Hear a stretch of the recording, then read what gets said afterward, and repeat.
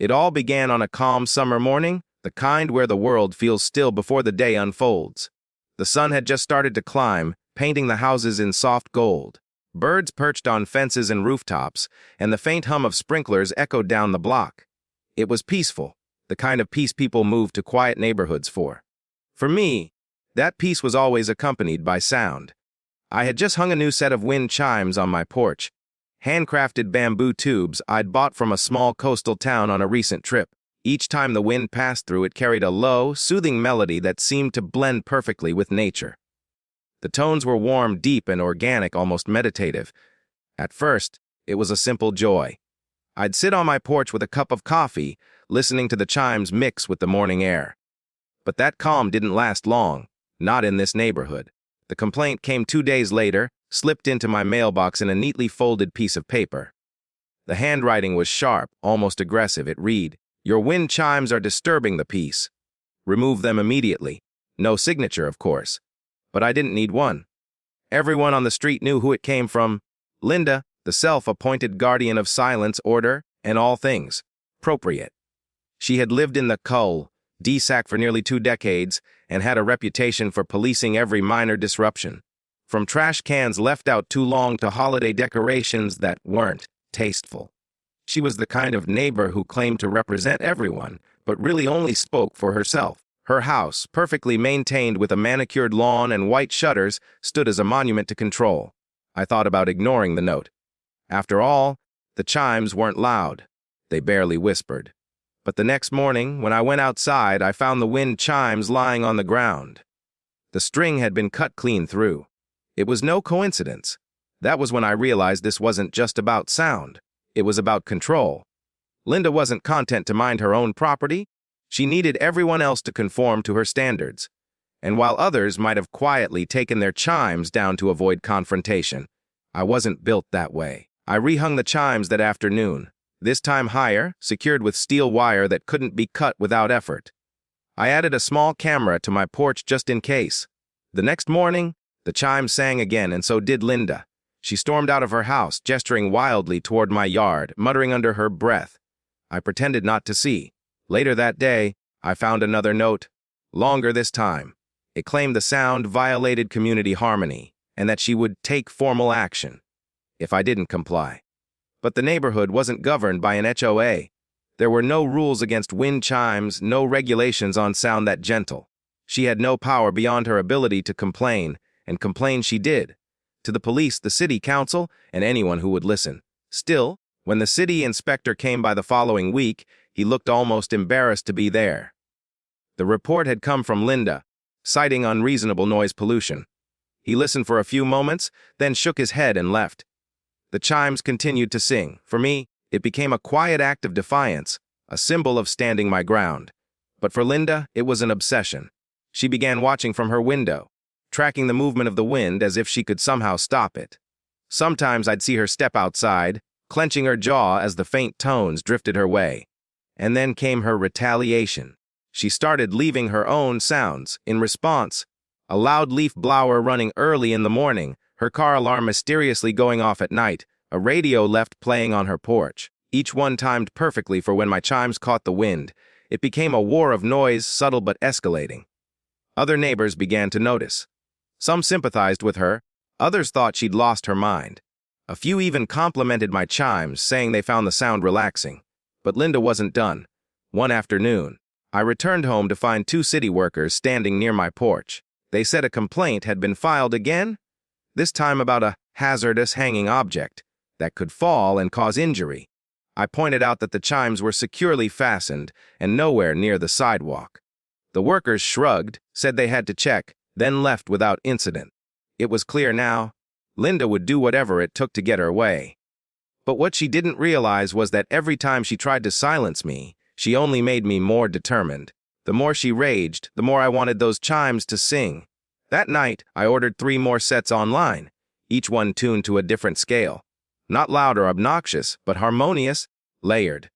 I wanted to create something beautiful, something that couldn't be mistaken for nuisance, only for art.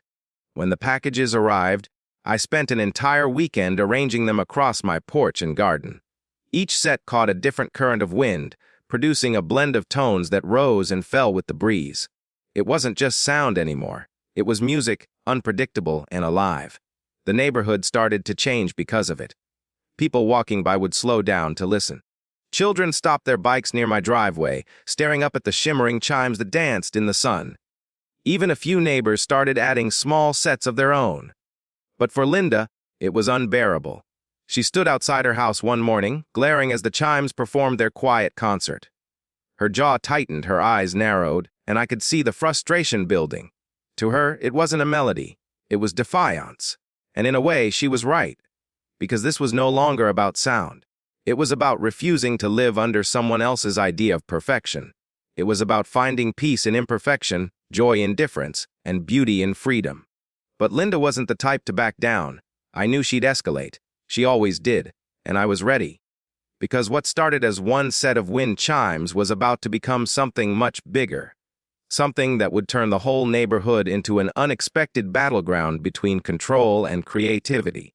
Something that would transform a quiet street into the most talked about block in town. And Linda had no idea just how far I was willing to go to protect the sound of my freedom. It didn't take long for Linda to take her campaign against me to the next level. The following week began with a flurry of activity on the neighborhood message board.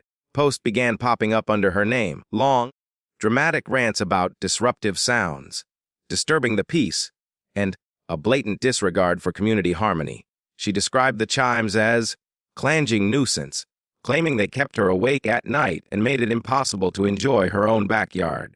At first, I ignored it. Most of the neighbors either didn't care or quietly rolled their eyes. But then, a few began to chime in, no pun intended.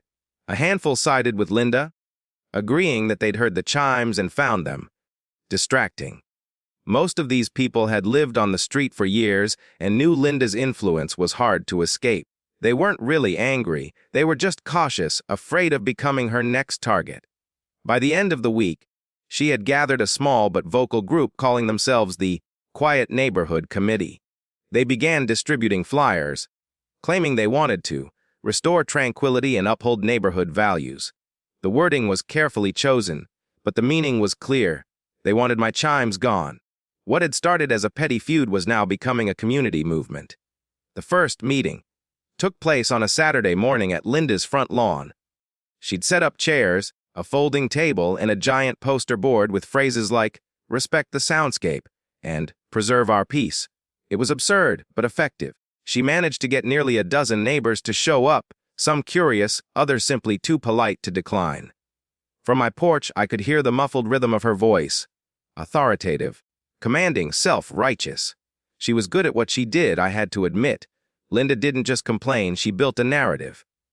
To her, the wind chimes were a symbol of rebellion, a crack in the perfect image she tried to maintain. And she wasn't about to let that stand. By the afternoon, she'd sent out another notice, this time typed, formal, and folded neatly in every mailbox. It demanded that I remove the wind chimes within 72 hours or face further action.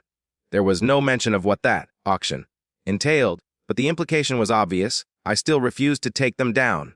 Instead, I made a few changes. That night, I adjusted the placement of the chimes so that the gentlest breezes would activate them. The tones became even softer, more melodic, impossible to classify as noise. It was like a natural soundscape, blending with the rustling leaves and distant hum of the streetlights. When the wind blew, it sounded like peace itself. But Linda didn't hear peace. She heard defiance. The next morning, a police cruiser rolled slowly down the street and stopped in front of my house.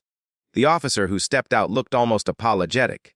He explained that a noise complaint had been filed, again, and that he was required to investigate. I invited him to stand on the porch and listen. He stood there for 30 seconds, head tilted, and then sighed. He said it was nothing he could ticket. Barely audible, he muttered, then left. Linda watched the entire exchange from her window, her face pressed against the glass like a hawk waiting to strike. When the officer drove away without taking any action, she slammed her shutters closed. That evening, she began placing signs on her lawn. "Keep our neighborhood peaceful. Say no to noise." Each one pointed subtly toward my house, as if I were running an illegal concert venue instead of hanging a few wind chimes. But the signs had an unintended effect. A few of my neighbors, the quiet, Good-natured ones who stayed out of drama started to notice how ridiculous it all was. They began to stop by when I was outside, offering small smiles or thumbs up. One of them, a retired teacher who lived 2 doors down, started hanging her own small set of chimes. Then another neighbor added a metal one shaped like a crescent moon. Within a week, 5 houses on the block had wind chimes. The street began to take on a gentle melody, different tones blending together like an unplanned orchestra. To Linda, it was an apocalypse. She reacted with fury, storming from house to house, demanding that people respect community standards. But for once, her voice didn't carry the same weight. People were starting to push back. They were tired of being told what they could and couldn't do. For the first time, Linda's control was slipping. In response, she filed a petition with the city to create a residential sound ordinance. It was a long shot, but she was determined. She began attending council meetings, bringing charts and sound recordings, trying to prove that the wind chimes were a public disturbance. But the thing about Linda was that she didn't understand when to stop. The more she pushed, the more attention she brought to herself and to me. Local residents from nearby streets started showing up at meetings just to witness the drama. They found it amusing that one woman was so obsessed with a set of wind chimes. The council members themselves began to lose patience, asking her pointed questions about why she was spending so much energy on something so minor. But that didn't stop her. The following week, she did something I hadn't expected. She hired a sound technician, an actual professional, to come to the neighborhood and take decibel readings. He spent hours standing in front of my property, holding up a little meter, while Linda hovered nearby, scribbling notes. When he finally packed up his equipment, she looked furious. I could guess why. The readings probably showed what everyone else already knew, that the sound barely registered. But I knew she wasn't done. Not by a long shot. Because when control-driven people start losing their grip, they don't retreat, they double down. That night, I saw her pacing her front yard, phone in hand, whispering rapidly. The glow from her window stayed lit long past midnight. Whatever she was planning, it was coming soon. And something told me that this battle over sound was about to turn into something much bigger. Something that would shake the entire neighborhood's illusion of order. Because if Linda thought she could silence me with complaints, petitions, and city visits, she was about to learn what real persistence sounded like.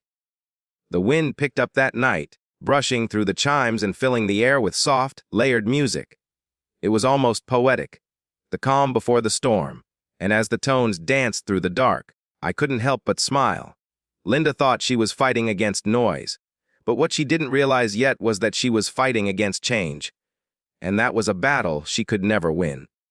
By the time autumn rolled around, what had started as a petty feud over a few wind chimes had split the entire neighborhood into 2 distinct camps. On one side stood Linda and her followers, the self-proclaimed defenders of peace and order. On the other side stood those who believed in freedom, individuality, and the right to enjoy a little melody in their own front yards. It was surreal to watch the shift happen in real time. The same people who used to exchange friendly waves on morning walks now avoided eye contact. Neighbors who had once shared barbecue dinners began crossing the street to avoid one another. Every casual interaction was loaded with quiet tension, and it all revolved around the sound of wind chimes. Linda's influence had begun to wane, but she still had her loyal supporters. They started holding weekly community discussions in her driveway, open invitations for anyone who wanted to restore neighborhood harmony. Flyers appeared on doors again, featuring phrases like "Take back the peace" and "End the noise pollution." Across the street, those of us who were tired of Linda's control responded in our own way. Some neighbors began decorating their front porches with small, tasteful chimes of different materials: glass, metal, bamboo, even seashells. Others added garden fountains or birdhouses that created gentle, natural sounds. It wasn't loud, it was just all alive. And for the first time, the neighborhood didn't sound sterile or artificial. It sounded human. But Linda couldn't stand it. She'd been filing complaints for months now, each one more desperate than the last. Noise violations, safety hazards, even visual disturbances. When those failed, she started spreading rumors that the chimes were attracting birds that damaged property, that people were losing sleep, even that the vibrations were affecting pets. It was absurd, but the damage was done. Her group began showing up at people's doors, demanding that they take their chimes down. Some neighbors complied just to avoid the hassle, but most refused. The conflict escalated, not with shouting or vandalism, but through passive-aggressive gestures. Someone started mowing their lawn early in the morning just to annoy her. Another neighbor left their sprinklers running toward her sidewalk a little longer than usual. The street had become a quiet battlefield, and every day, the tension grew thicker. Then came the turning point. One Sunday morning, I woke up to find that every one of my wind chimes was gone. The hooks still dangled empty, swaying slightly in the wind, but the chimes themselves, all 6 sets, had vanished overnight. At first I thought maybe it was kids playing a prank. But deep down I knew. I checked the security footage from the small camera I'd installed months earlier. And there she was, Linda, creeping across my yard in the middle of the night, flashlight in hand, scissors glinting in the dark. She snipped down every single set, stuffed them into a garbage bag, and disappeared back toward her house. Watching it filled me with a strange mix of anger and disbelief. She had finally crossed the line from petty complaints to outright theft. I didn't confront her. Not yet. Instead, I made a copy of the footage and uploaded it to the local neighborhood app. The same one where she'd been posting all her rants. It spread faster than I expected. By noon, everyone had seen it. Comments poured in, some defending her, but most expressing shock. Even people who had supported her before were appalled. For years, she'd built her reputation on being the moral compass of the community, the one who enforced the rules. But now, everyone had seen what she really was, a bully who couldn't tolerate difference. Her silence was immediate. She didn't come outside that day or the next. The signs in her yard disappeared overnight. For the first time in months, the street was quiet, not from fear, but from the absence of her constant interference. But I wasn't done. The next weekend, I decided to rebuild, not just for myself, but for everyone who had been bullied into silence. I went to a local artisan fair and bought a massive handmade wind chime sculpture. It wasn't just one set of chimes. It was a full structure, a towering metal framework with multiple layers of bells, tubes, and plates that produced a symphony of gentle tones when the wind passed through. It was art, beautiful, intricate, and impossible to ignore. When I installed it in my front yard, the sound that emerged wasn't harsh or loud. It was mesmerizing. Each breeze created a cascade of soft harmonies that drifted down the block. People stopped their cars to listen. Children pointed at it with wonder. Neighbors who had never spoken to me before came by to compliment it. And just like that, the street began to change again. The division started to fade as people united over something beautiful. Linda's house, however, remained dark and silent. Her curtains were drawn, her blinds closed. She never acknowledged what had happened. But I knew she saw. I could feel her watching from behind the glass as the neighborhood slowly began to move on. Without her control, still, I knew this wasn't the end. Linda wasn't the kind of person who gave up. Her silence wasn't surrender, it was strategy. And sure enough, 2 weeks later, I found a letter taped to my door. It was from the county zoning department. According to the notice, a formal complaint had been filed about a large metallic structure emitting continuous sound in a residential area. The letter demanded an inspection and warned of potential fines for unauthorized installations. There it was, Linda's next move. She had gone higher up this time, bypassing local complaints and trying to get me on a technicality. It was clever, I had to admit. But what she didn't know was that I had already done my homework. Before installing the sculpture, I had checked every regulation, every noise ordinance, and every property guideline. My wind chime sculpture met every single one. It was well within height limits, secured safely, and produced sound levels far below the city's threshold for disturbances. When the inspector arrived, he was polite, professional, and slightly amused. He took his readings, checked the measurements, and told me everything was perfectly fine. He even complimented the craftsmanship. As he left, Linda came outside, pretending to water her plants, but it was obvious she was eavesdropping. The inspector gave her a nod, said something brief, and left. Her face fell. That was the moment the power balance finally shifted. For the first time since I'd moved in, I realized something important. Linda's authority only existed as long as people believed in it. And now, that illusion was gone. The neighborhood didn't just tolerate the chimes anymore. They celebrated them. People began adding more decorations, more color, more sound. What had once been a bland, uniform row of houses was transforming into something vibrant, unique, alive. But deep down, I knew Linda wasn't finished. She was wounded now, her control broken. And that made her unpredictable. The calm that followed felt uneasy, fragile, like the pause before another storm. And I couldn't shake the feeling that the next one would be the biggest yet. The next few weeks passed in an eerie calm. The neighborhood had begun to find its rhythm again. Children playing in the coal, sack, people chatting at mailboxes, the gentle chime of wind sculptures echoing faintly on breezy afternoons. For once, everything seemed peaceful. But beneath that peace, a quiet tension hummed. Everyone knew Linda wasn't done. Her type didn't accept defeat. They planned their comebacks in silence. And sure enough, the storm was coming. Though none of us realized how literal that would be. It started with small things. Anonymous complaints began trickling into the city office. Claims that my sculpture was unsafe, that it posed a risk during high winds, and that it decreased property values. Each time, the city followed up, found nothing wrong, and dismissed the claims.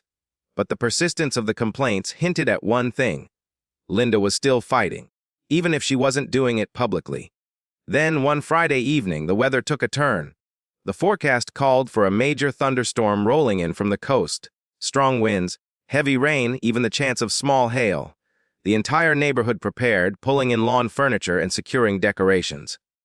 I made sure to secure the Chime sculpture firmly, checking every anchor and cable. I designed it to withstand wind. It wasn't going anywhere. But as night fell and the first rumbles of thunder rolled across the sky, I couldn't shake the feeling that this storm wasn't just natural. It was the universe's way of testing what we had built. A test of resilience, of peace, and of pride. By midnight, the wind was howling through the streets. Rain lashed the windows, trees bent under the pressure, and thunder cracked like cannon fire overhead. The sound of my wind chime sculpture mixed with the storm. Not chaotic, but hauntingly beautiful, like an orchestra fighting against nature's fury. Then, around 1 a.m., I heard it, a sharp metallic clang followed by the unmistakable sound of breaking glass. When I rushed to the window, I caught a shadowy figure darting across my yard. The rain blurred the view, but I knew that posture, that short frame. It was Linda. She was out there in the middle of the storm, raincoat on, hair whipping around, holding what looked like a crowbar. She was trying to take down my sculpture.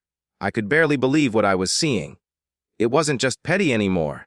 It was dangerous. The storm was fierce, debris flying everywhere, yet she was out there, swinging metal against metal, determined to destroy what she couldn't control. Lightning flashed across the sky, illuminating the scene in blinding white for a split second. The sculpture stood tall, unmoved, but Linda stumbled backward, soaked and furious. Then, something unexpected happened. The wind shifted suddenly, sending a powerful gust straight down the street. One of the large branches from the oak tree near her yard snapped and came crashing down, narrowly missing her by inches. She fell to the ground, scrambling backward in shock. Neighbors began to wake from the commotion. Porch lights flicked on, blinds parted. Within minutes, people were outside, umbrellas in hand, shouting for help. Someone called emergency services, and soon enough, flashing lights appeared through the rain. Linda was unharmed but shaken. The branch had smashed part of her fence and dented her mailbox. Paramedics checked her over, while the fire department inspected the damage. I stayed on my porch, silent, watching the scene unfold. No one said a word to me. They didn't have to. The entire neighborhood had seen what had happened. When the storm passed, and the sirens faded into the distance, all that remained was silence. The kind that follows chaos. The next morning, the sun rose over a battered but standing street. Fallen leaves littered the lawns and puddles glistened under the early light. My sculpture still stood, steady and unbroken. The wind that morning carried the softest of melodies through it, like a quiet reminder that beauty could survive even the fiercest of storms. Linda, however, had vanished indoors. Her front yard was a mess of broken branches, splintered wood, and toppled decor. Neighbors came by to check on her, but she refused to answer the door. The same people who once followed her began to whisper. Not in loyalty, but in disbelief. Her obsession had crossed into madness, and everyone could see it now. Days turned into weeks. Linda stopped attending HOA meetings. Her flyers disappeared. Her allies slowly distanced themselves, embarrassed by association. The board, once under her thumb, began revising its policies. rolling back restrictions, rewording rules to favor individuality and creativity. It was subtle but significant. My wind chime sculpture became more than decoration. It became a symbol. People started referring to it as the Harmony Tower. Visitors came by to take pictures. A local magazine even did a small feature on the community art that united a neighborhood. And yet, as proud as I was, a small part of me felt uneasy. Because Linda wasn't the type to disappear quietly. That feeling proved right one crisp morning when I received an envelope in the mail. Inside was a single sheet of paper. No return address, no signature.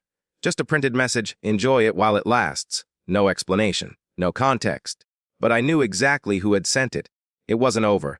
Linda had lost the neighborhood, her influence, even her credibility. But she still had one thing left, spite. And spite, in her hands, was dangerous. What came next would take the conflict beyond the fences and flower beds, into courtrooms, community politics, and headlines. The battle for one wind chime had grown into something far larger. A test of how far one person could go to silence another's peace. And I was about to find out just how deep Linda's obsession truly went. The warning note had been simple, but its meaning was anything but. For the first time in months, the neighborhood's peace felt fragile again, like glass just waiting to be shattered. I tried to shrug it off, to tell myself that Linda's threats were empty now that her credibility was gone. But deep down, I knew she wasn't finished. It started subtly, like all her schemes did. Rumors began floating around. Whispers that my sculpture had been built without proper permits, that it violated property codes, that it was technically a structure, and not decor. A few of her old allies, now cautious but still loyal, began muttering at HOA gatherings about safety concerns. Then, one Monday morning, I received an official-looking envelope from the HOA itself. Inside was a formal complaint, claiming my wind chime installation violated neighborhood design regulations and posed a community nuisance. It was signed by none other than the new HOA vice president, a woman I barely knew. But it didn't take a detective to figure out who was behind it. Linda had gone underground, working through proxies, bending the system she once ruled. She was no longer attacking openly. She was using the very rules she'd helped write as weapons. The notice gave me 30 days to comply with removal or face legal action. I laughed at the absurdity at first. After all, I'd checked every permit and zoning rule before building the sculpture. But laughter faded into frustration when I realized what she was doing. It wasn't about legality. It was about exhaustion. She wanted to wear me down until I gave up. I refused. Instead, I started documenting everything. Every letter, every notice, every message. I photographed the sculpture from every angle, measured distances, gathered statements from neighbors who'd praised it. When the next warning came, threatening fines, I filed my own response, complete with documentation and legal citations. But that wasn't enough for Linda. The next escalation came 2 weeks later, when I was served with official court papers. She'd somehow convinced a small local court to hear a nuisance claim against me, filed not by her directly, but by a tiny residents' committee that she had clearly assembled just for this purpose. It was surreal.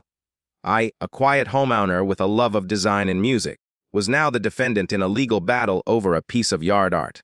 But I wasn't about to back down. The day of the hearing arrived on a chilly morning. The courtroom was modest, filled with curious neighbors, a few HOA members, and even a couple of reporters from the local news who'd heard whispers of the drama. Linda sat near the front, pretending to be a passive observer. But her smug expression betrayed her satisfaction. The case went on for hours. Her committee argued that my sculpture violated height limits, created noise pollution, and caused distress. I countered with evidence, permits, measurements, decibel readings, and testimonies from neighbors who described the sculpture's sound as calming. When it was over, the judge leaned back, silent for a long moment, then dismissed the complaint entirely. His exact reasoning was simple: the sculpture was within code, the noise levels were minimal, and the HOA had no standing to regulate private art installations without explicit bylaw authority. In short, Linda's scheme had failed, again. As the decision was read, a quiet murmur spread through the courtroom. Some neighbors smiled, others shook their heads in disbelief. Linda stood up abruptly and left before the judge even finished speaking. I should have felt victorious, and in a way I did, but there was also a strange emptiness that followed. Because while I had won legally, the whole ordeal had taken something out of me. time, energy, peace of mind. When I returned home that afternoon, the neighborhood felt different.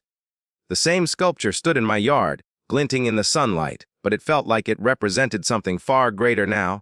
Not just art, not just defiance, but resilience itself. Over the next few months, the story spread. The local paper ran a headline calling it the Wind Chime War. Neighbors who had once kept their yards sterile and compliant began adding small, personal touches. Colorful planters, handmade signs, wind spinners, and birdhouses. The once uniform neighborhood began to blossom with personality, and slowly the Hoe's grip loosened. The board members, embarrassed by their failed lawsuit, began resigning one by one. New elections were held, and when nominations opened, something unexpected happened. Several neighbors approached me, suggesting that I run for HOA president. At first, I laughed it off. The idea of me sitting in that chair, after everything I'd endured, felt absurd. But the more I thought about it, the more it made sense. If I wanted real change, I couldn't just fight from the outside. I had to rebuild from within. So, I accepted the nomination. The election was simple. I ran on a promise of fairness, transparency, and, most importantly, individuality. My only slogan was, "No one should be fined for being themselves." The results came in during a sunny afternoon meeting on the clubhouse lawn. I won in a landslide. Linda, who had resurfaced just long enough to attend, sat at the back, stone-faced. She didn't congratulate me. She didn't even speak. She simply stood up, turned, and walked away. Down the path past the houses until she disappeared behind her perfectly trimmed hedges. That was the last time I ever saw her at a community event. Taking over the HOA wasn't easy. Years of rigid policies and petty rules had created deep cracks. But with patience, honesty, and collaboration, we began reshaping the neighborhood into something it had never been: welcoming, creative, alive. The Harmony Tower, as people still called the sculpture, became the symbol of that change. We even added a small plaque beneath it, engraved with the words, "For the freedom to make our homes our own." The irony wasn't lost on anyone. What had once been labeled a nuisance had become a landmark. Months passed, and peace returned at last. Yet every time the wind picked up and the soft chimes rang out across the street, I couldn't help but think of Linda, the woman who'd started it all. She had tried to silence one sound, but in doing so, had sparked a chorus. Time has a way of softening the sharpest memories. Months turned into a year, and the neighborhood that once buzzed with gossip and tension had become something entirely different. The lawns were still green, the driveways still neat, but there was a new energy, one that felt real, lived in, and proud. Under my leadership, the HOA had transformed. Gone were the days of arbitrary fines and passive-aggressive notes. Instead, we focused on community, helping elderly residents with maintenance, organizing local events, and even hosting seasonal yard contests that encourage creativity instead of conformity. For the first time in years, people actually looked forward to our meetings. And through it all, the Harmony Tower stood tall in my front yard, a shimmering blend of metal, glass, and melody. The sound it made had become something of a neighborhood anthem, familiar and soothing. But for me, it was more than a decoration. It was a reminder of the battles fought, the lessons learned, and the power of persistence. The most remarkable change wasn't the new bylaws or the happier residents. It was the way people began expressing themselves. Children started painting rocks and leaving them at the base of trees. A retired veteran on the corner built a small wooden lighthouse in his yard, complete with a solar-powered light that glowed every night. Even the most reserved neighbors, once fearful of standing out, began planting colorful flowers and hanging wind spinners. Our block, once cold and uniform, now looked like a mosaic of personalities. It wasn't perfect, but it was authentic. One spring afternoon, while pruning a few plants near the tower, I noticed a car slowly rolling to a stop across the street. It was an older San, familiar but faded. The door opened, and out stepped Linda. Her appearance had changed. She looked smaller somehow, not physically, but in presence. The confident, commanding woman who once ruled the HOA like a monarch now seemed quieter, almost hesitant. For a brief moment, our eyes met. There was no anger, no smugness, just silence. She didn't approach, and I didn't move toward her. She simply stood there for a while, looking at the sculpture, her expression unreadable. After a minute or two, she turned, got back into her car, and drove away. I never saw her again. In the weeks that followed, I learned through neighbors that she had sold her home and moved to another state to be closer to family. Some said she'd had health problems. Others said she'd just grown tired of the constant stress she had helped create. Whatever the reason, I wished her peace, not out of forgiveness or pity, but because I had finally realized something: people like Linda weren't born villains. They became that way through fear. Fear of losing control, fear of change, fear of imperfection. And in her own twisted way, she had been my greatest teacher. The community she tried to control had learned to thrive without control. The man she tried to silence had become the voice of freedom. As summer came around again, we planned our first official Harmony Festival. It was an idea born out of a simple wish to celebrate individuality. The event featured music, food, handmade crafts, and art displays from local residents. We even set up a stage near the Central Park, right beneath the trees that swayed to the tune of the wind. When the day arrived, the turnout was beyond anything we'd imagined. Families brought lawn chairs, children ran through sprinklers, and the air was filled with laughter. At one point, as the sun dipped low and the chimes began to sing their familiar melody, I stood before the crowd and looked out at what had become of our once divided neighborhood. It wasn't about revenge anymore. It wasn't even about victory. It was about evolution, about how something as small as a single voice refusing to be quiet could ripple outward, changing not just minds but hearts. That night, long after everyone had gone home, I sat outside by the tower, the moonlight glinting off its polished surface. The gentle hum of the chimes danced through the air, blending with the soft chorus of crickets. I thought about everything that had happened. The threats, the letters, the court battles, the fear, the triumphs. It felt almost unreal now, like a story from another lifetime. But it was real, every bit of it, and it had led to this moment of peace. The wind picked up slightly, causing the tower to sing louder. A beautiful, cascading sound that echoed down the street. One by one, lights flickered on in neighboring windows, as if people were listening too. And for the first time in a long time, I smiled without a trace of tension or defiance. The battle was over. The lesson had been learned. What started as a feud over a few simple wind chimes had grown into a movement. A quiet revolution against control, conformity, and fear. The sound of freedom wasn't just in the chimes themselves. It was in the laughter of neighbors who finally felt free to be themselves. It was in the rustling leaves, the buzzing streetlights, the warmth of the evening air. It was everywhere. And as the melody faded into the night, I realized something profound. Sometimes, the best revenge isn't about winning. It's about changing the world around you until the people who tried to silence you have no place left to stand.